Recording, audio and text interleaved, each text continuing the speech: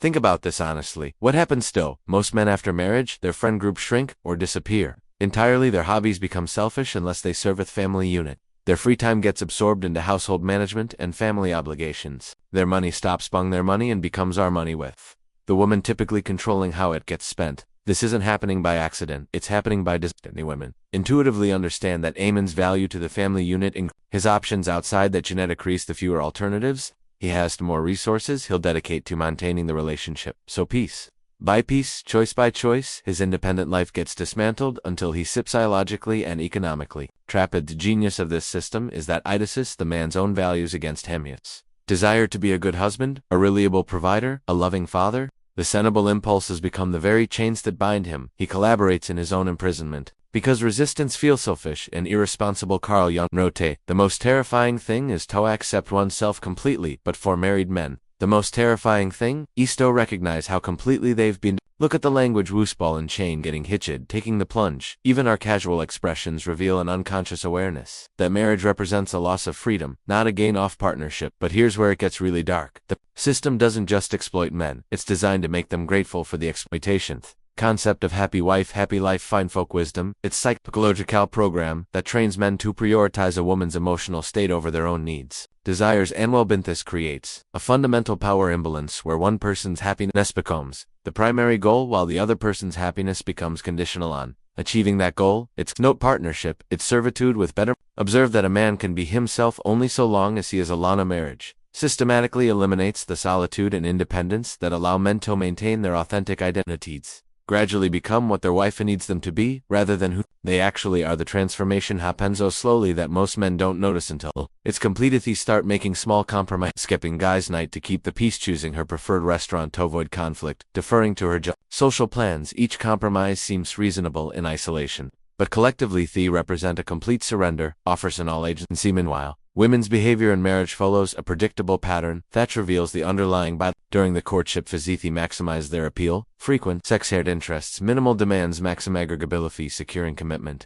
The dynamic gradually reverses. Sex becomes a reward for good behavior rather than an expression of desire. Shared interest, boom, irrelevant if they don't serve family goals. Demands increase will agreeability decreases. The woman who was eager to please becomes entitled to pleased. This isn't concise manipulation, it's evolutionary program. Women are biologically wired to secure resources and commitment, then optimize the arrangement for maximum benefit. The man who doesn't understand this programming becomes its victim. Hers. The brutal reality that most men refuse to accept. Your wife's love is fundamentally conditional. It's based on your utility, not your intrinsic worth. Moment you stop providing value, whether through income loss, health problems, or simply becoming too familiar, thought love begins to evaporate. Divorce statistics prove this point. Women initiate 70 to 80% of divorces, and they do it when the cost-benefit analysis oft marriage shifts in their favor. They didn't leave because they're unhappy, they'll leave because they can get better terms elsewhere or have extracted max from the current arrangement. The family court system completes the exploitation by ensuring that a divorce doesn't free the man from his resource extraction obligations, alimony, child support, and asset division guarantee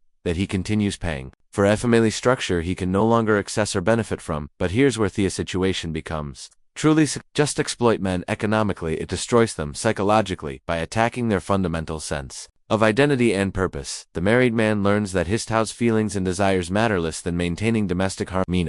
Role becomes reactive rather than proactive. He exists to solve problems, provide solutions, and absorb emotion. This creates what psychologists call learned helplessness, a condition where repeated exposure to uncontrollable stress causes people to stop trying to escape. Even when escape becomes possible, the married man stops asserting his needs because experiences taught him that resistance only creates more problems. He develops what I call domestic Stockholm Syndrome, identifying with his captor's goals and defending the system that exploits him. Tells himself that sacrifice equals love, that his discomfort is selfish. Natural men put family first, no matter the personal cost. Most insidious part of this programming is how it's reinforced by society. Media celebrates the family man sacrifices everything for his wife and children. Religion teaches that selflessness is virtue, and that men's hold love their wives as Christ's love ed. Church through complete sacrifice of in.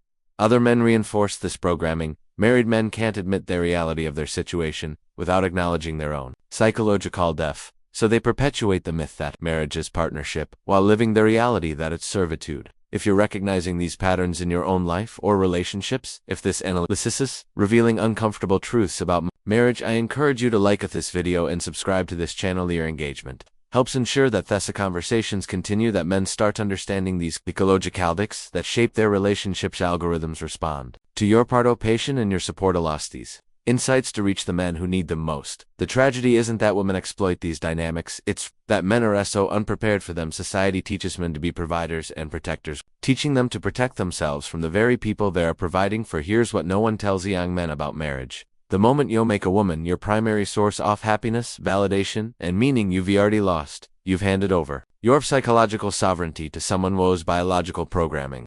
Prioritize their needs over yours. This doesn't make women evil, it makes them female. Their behavior follows predictable patterns.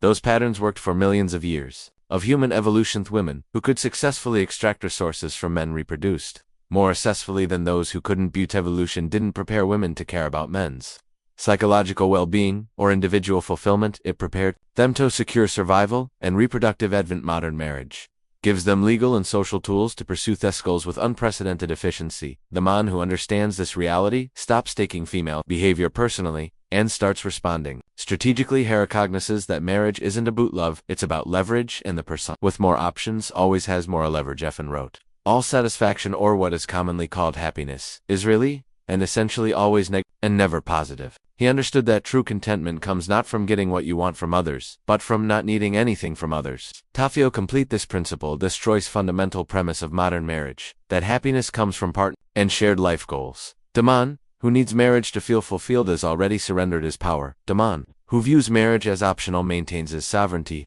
But swear, most men make their fatal error. They believe they can negotiate or earn their way out of these dynamics through bitter behavior. They think if they just communicate more effectively, provide more resources, or become more attractive, fundamental power structure will change in their favor. This is like trying to negotiate with gravity. You're not dealing with conscious choice is easier, dealing with biological apparatus that operate below the level of awareness. Women don't choose to optimize their relationships for maximum benefit, any more than men choose to find fertile women attractive. The only winning move is not to play by rules that guarantee your defeat. Here's the secret that successful men understand but never publicly acknowledge. The moment you become indispensable to a woman's lifestyle, dispensable as a person, she stops seeing you as an individual with needs, desires, and dreams. You become a function provider, protector, problem solver, emotional absorber. This functional relations might look like marriage from the outside, but it's actual slavery with occasional sexual benefits. The man provides labor and resources, while the woman manages household and controls access to action. It's efficient, but it's no partnership. The psychological toll off this arrangement explains why men die younger, have higher rates after depression, and often seem like shadows off their former selves. They're not suffering from normal life stress.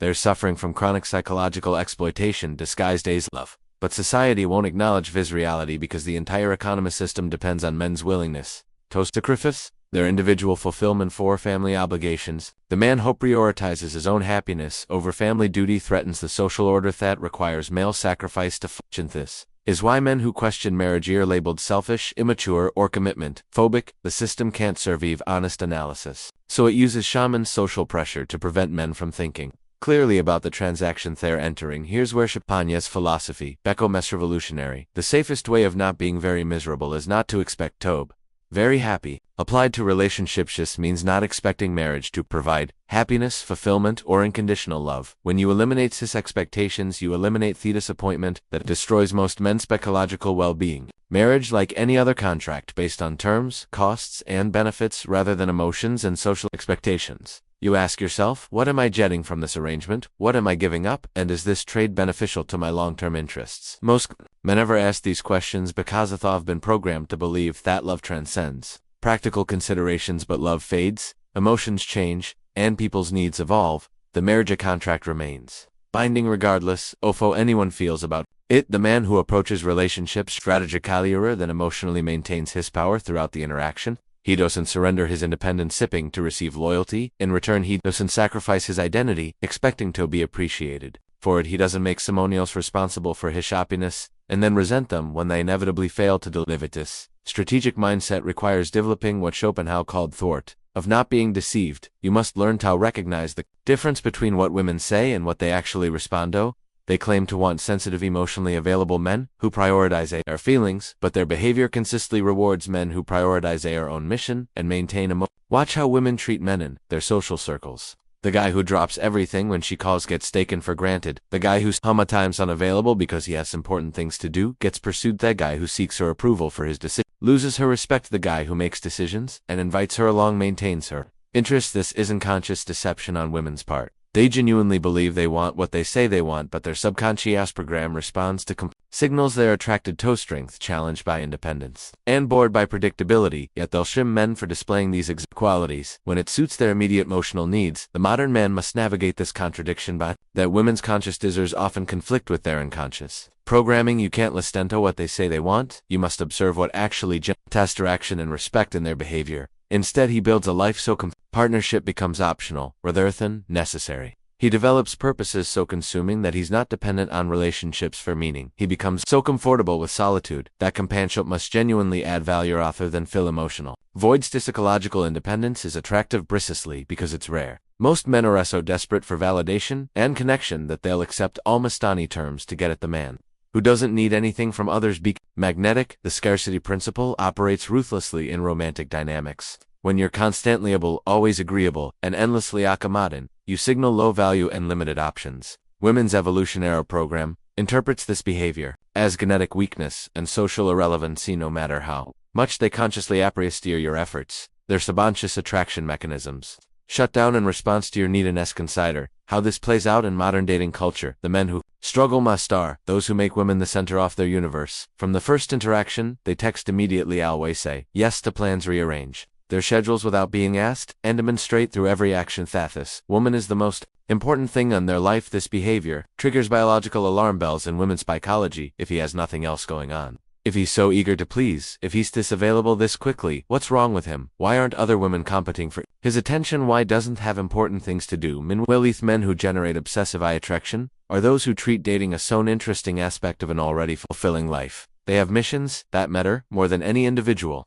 Women have standards that they maintain regardless of social pressure. They have boundaries that they enforce even when it creates temporary conflict. Women unconsciously choose to be attracted to this behavior. Their biology makes that for them. They find themselves thinking about the man who doesn't always text back immediately, wondering what he's doing when he's not available, working to earn attention that isn't freely given. This creates a psychological dynamic where the woman investing more effort into their relationship than she's receiving. Starts pursuing rather than buying pursuits. She starts proving her worth rather than evaluating his. This role reversal is psychologically addictive for women because it mirrors the natural courtship patterns that their biologic speaks. But here's the paradox that confuses most men: the less you need relationships, the better your relationships become. The less you chasithy, more you're pursued, the less you invest emotionally, the more others become invested in you. This isn't game playing or manipulation, it's basic human psychology. People value what's scarce and dismiss what's abundant. Your attention, time, and emotional investment become more valuable when they're not freely available to everyone. The marriage trap works by convincing men that scarcity is selfish and that unlimited availability proves love.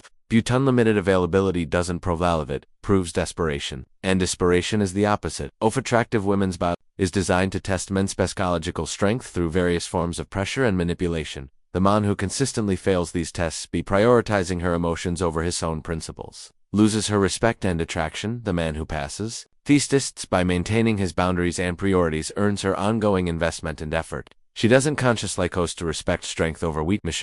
Biology makes this choice for her. This is why nice guys finish last isn't just a bitter saying, it's a biological unniceness. Signals genetic weakness, emotional neediness, and lack of options. These qualities trigger disgust rather than attraction in women's evolutionary program. But here's the crucial distinction most men miss: being strong doesn't mean being cruel. Being redundant doesn't mean being indifferent. Being selective doesn't mean being abusive. The psychological lesson of man can be kind without being weak, generous without being taken advantage of, and loving without losing himself in the process. He gives from abundance rather than neediness, which makes his gifts genuinely valuable rather than burdensome. This transformation requires killing the part of yourself that seeks validation from others. You must become so internal comple that external approval becomes servant to your sense of self-worth. You must develop purposes so compelling thought relationship drama seems trivial by comparison. The journey to psychological sovereignty is brutal and lonely. You'll face years of social pressure to conform to, settle to, accept arrangements that don't serve your highest good. You'll watch other men surrender their dreams for domestic comfort, while society celebrates their maturity, but on the other side of these work lies something most men never experience: the ability to engage with women from a position of strength, rather than neediness. When you don't need anything from them, you can appreciate what they genuinely offer without resenting what they can't provide. You can love without attachment, care without controlling, and engage without lasting yourself in the process. This is the difference between relationships built in mutual enhancement versus mutual dependency. The marriage industrial complex survives by convincing men that independence equals loneliness and that sacrifice equals love. But independence doesn't equal loneliness. It equals choice, and sacrifice doesn't equal love. It equals transaction. Real love enhances both parties without diminishing either. It creates energy rather than consuming it. It expands possibilities rather than limiting them. It celebrates individual growth rather than demanding conformity.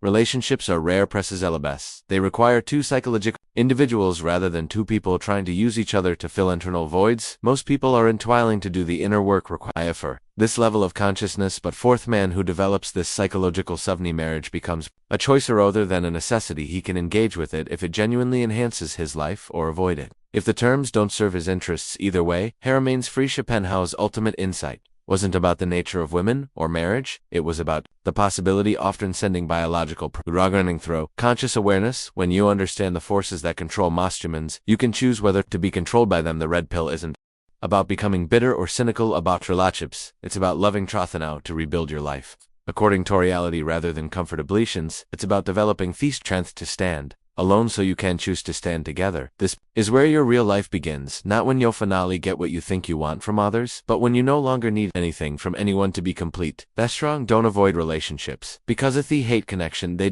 match their level of psychological development, and in that philosophical sovereignty, they discover a strength that attracts the rare individuals who actually deserve their presence, not because they need validation, but because they choose a connection. Not because they're desperate, because they're abundant. The choice is yours. You can continue accepting waiter terms others offer because you're afraid of being alone, or you can build such a compelling life that others compete for access to it. One path leads to psychological slavery disguised as love, the other leads to genuine freedom. Thought makes authentic love possible. The difference between these paths isn't luck or circumstances, it's consciousness and courage. Choose wisely. Your future self depends